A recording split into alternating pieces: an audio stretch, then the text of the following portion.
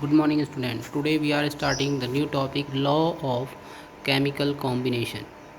Number 1 law, the law of conservation of mass. Antony Lavoisier stated that matter can neither be created nor destroyed. First law था conservation of mass. Antony लेवोइजर ने कहा कि matter ना तो create की जा सकती है ना ही डिस्ट्रॉय की जा सकती है. क्लियर. एक फॉर्म से दूसरी फॉर्म में चेंज की जा सकती है.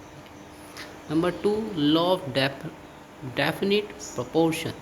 French chemist Joseph Proust stated that a given compound always contains exactly the same proportion of elements by weight.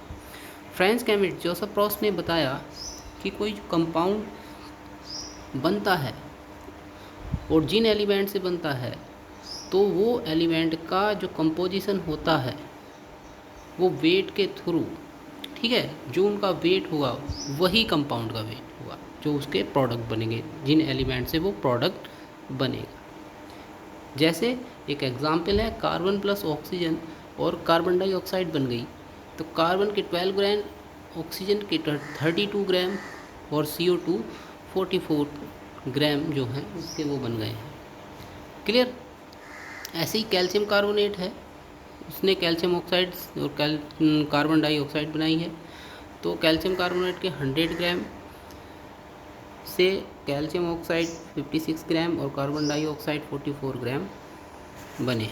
ठीक है. तो इस तरीके से हम कहेंगे कि जो कोई कंपाउंड बन रहे हैं वो कंपाउंड जो हैं जिन एलिमेंट से मिलकर बने हैं उनके वेट के प्रोपोर्शन में होते हैं. Clear. Law of multiple proportion proposed by Dalton in 1883. ठीक है. It is stated that when two elements combine to form more than one compound, then the masses of one of element which combine with a fixed mass of the other elements are in a simple whole number ratio. जब कोई compound form होता है तो जिन element से मिलकर वो बना है, तो जब वे जो एलिमेंट हैं वो कंबाइन होते हैं तो उनका मास जो है वो एक सिंपल होल रेशो में मिक्स होता है. ठीक है. एक सिंपल होल नंबर रेशो में वो मिक्स होंगे और तब जा कर के वे कंपाउंड बनाएंगे. Like hydrogen and oxygen H2 and O2 ने कंबाइन करके H2O मॉलिक्यूल बना लिया है. तो यहाँ पे जो H2O कंपाउंड बना है ये बना है H2 और O2 से. तो इससे पहला वाला जो लॉ हमने पढ़ा डेफिनेट प्रोपोर्शन वाला, ठीक है, तो उसमें हम देखें तो इसके हाइड्रोजन के 2 ग्राम 16 ग्राम जो है वो कंबाइन हुए 18 ग्राम बन गया.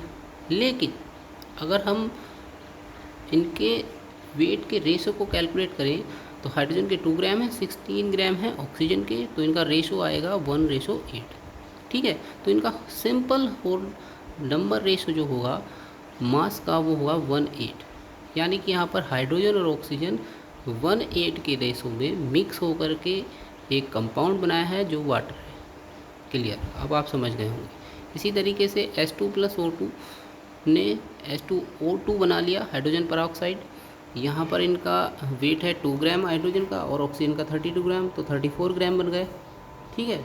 लॉ हर एक लगेगा, जितने भी लॉ हम लगा रहे हैं ये कंपाउंड फॉर्म करने में, तो कोई भी लॉ जो है वो फेल नहीं होगा.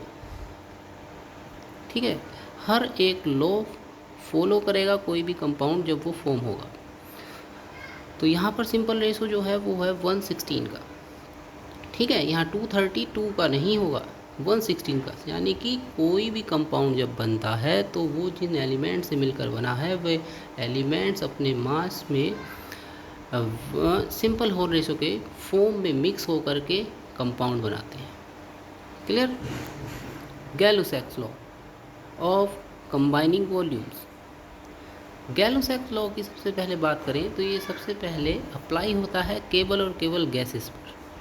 It states that when gases react together or produced in a chemical reaction, they do so in volume which bear a simple ratio to one another and to the volume of products provided all gases are at the same temperature and pressure। सबसे पहली condition कि जब reaction चल रही है तो reactant और product दोनों ही गैसेस होने चाहिए और उनका टेम्परेचर प्रेशर जो है वो चेंज नहीं होना चाहिए।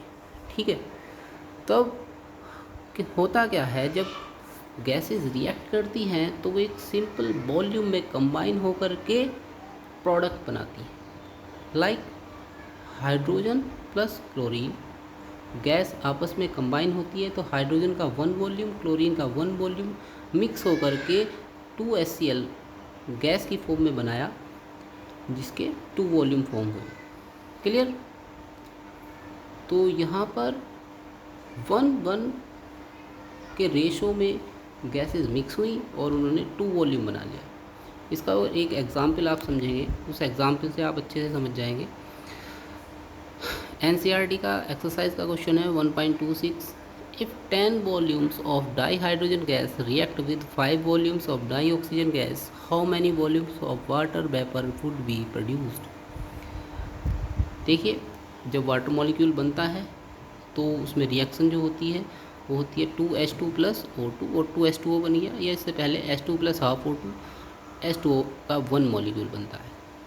लेकिन रेशो जो रहेगा H2 और O2 का वॉल्यूम के फॉर्म में वो 2:1 ही रहेगा।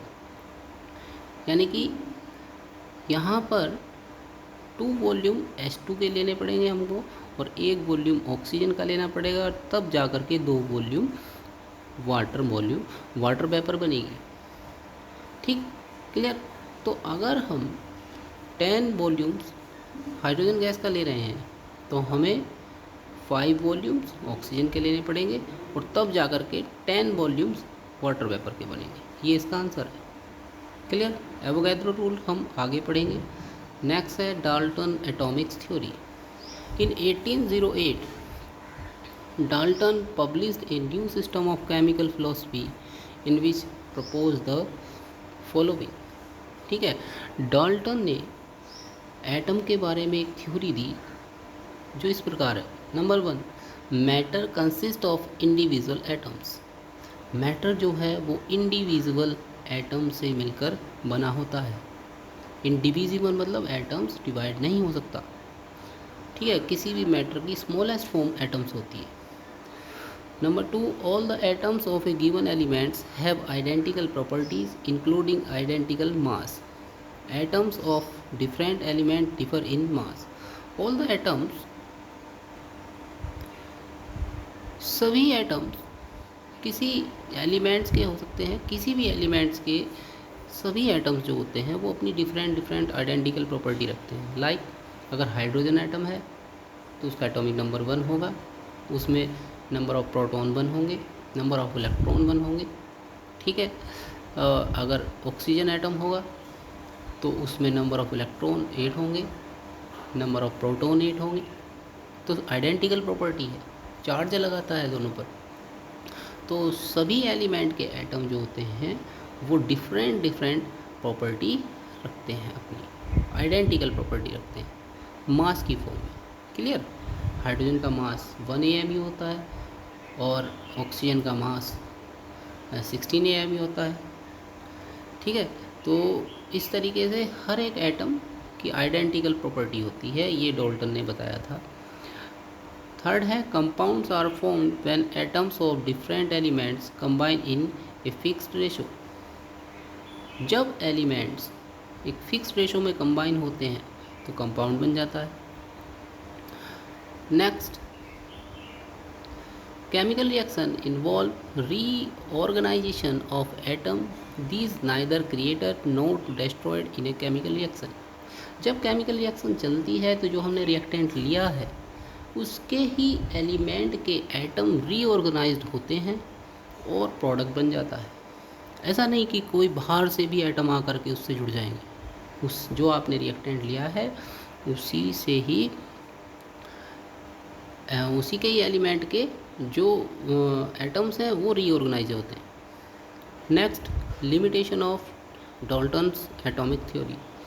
It could not explain why atom of different masses, size, valency it's etcetera.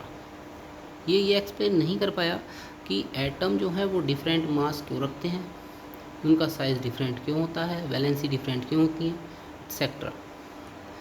Number 2, it could not explain how and why atoms of different elements combine with each other to form compound atoms or molecules. ये भी explain नहीं कर पाया कि atoms different जो होते हैं, different element के, वे क्यों एक दूसरे से कंबाइन होते हैं और क्यों वो कंपाउंड का मॉलिक्यूल या कोई एटम फॉर्म करते हैं। क्लियर। नेक्स्ट टॉपिक हम नेक्स्ट वीडियो में पढ़ेंगे। Thank you.